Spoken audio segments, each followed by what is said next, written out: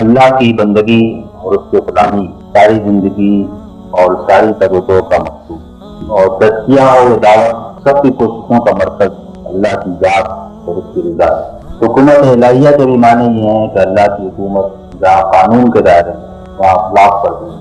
اور جہاں اخلاق پر وہاں دل پر بھی وہی حکومت ہے، اور ان میں سے کوئی ایک پہلو بھی اگر غائب تو اس کی حکومت مکمل نہیں ہوگی۔ سارے انبیاء کی دعوت اور قرآن کی پکار بھی یہی رہی۔ عبادت کی دعوت سے تو ہم واقف ہیں، لیکن جنہوں نے قرآن کو پڑھا ہے وہ قرآن کی دل نواز پکار سے بھی آشنا ہے کہ ففروا الی اللہ، اللہ کی طرف بھاگو اور اسی کو اپنا مرکز و رخ بنا کے تیزی کے ساتھ اس کی طرف جاؤ۔ اور تزکیے کے بارے میں بھی ساری باتوں کا خلاصہ قرآن میں یہی بیان کیا ہے کہ وَمَن یعتصم بِاللَّہِ فَقَدْ هُدِیَ إِلَىٰ صِرَاطٍ مُسْتَقِیمٍ، جس نے اللہ کو پکڑ لیا تو اس کو سیدھی راہ کی طرف ہدایت دے دی گئی۔ دراصل اللہ کا ایمان ہی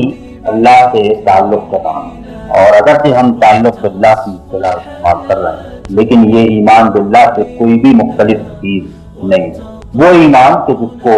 قرآن اور نبی کریم صلی اللہ علیہ وسلم نے معتبر ایمان ہے، وہ ایمان کہ جو گھٹتا اور بڑھتا، یہ نہیں کہ زبان سے اقرار کر لیا تو ہمیشہ کے لیے ایک حالت پر قائم ہو گئے، بلکہ جس کے بارے میں یہ کہا گیا کہ زیادت ایمان، جن کا ایمان جو ہے اس میں اضافہ ہوتا ہے، اور جس کے لیے میں نے کہا تھا کہ جس کا مسکن دل ہے، زینہ فی قلوبہم، اور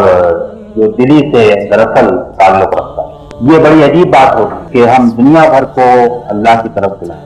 اور خود اس بات کی فکر نہ کریں کہ ہمارے دل کا تعلق اس کے ساتھ کیا ہے۔ ہم کہیں کہ ہم حکومت الہیہ قائم کرنا چاہتے ہیں، حالانکہ اس کی حکومت ہمارے اپنے نفس کی